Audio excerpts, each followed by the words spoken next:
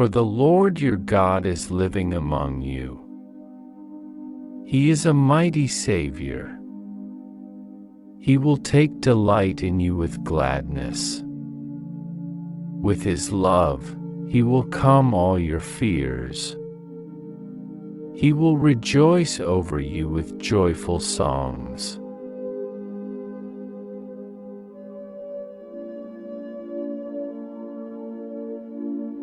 I am writing to remind you, dear friends, that we should love one another.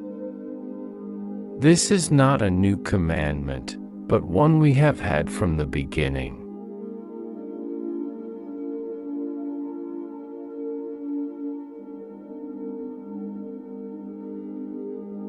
Love means doing what God has commanded us, and He has commanded us to love one another, just as you heard from the beginning.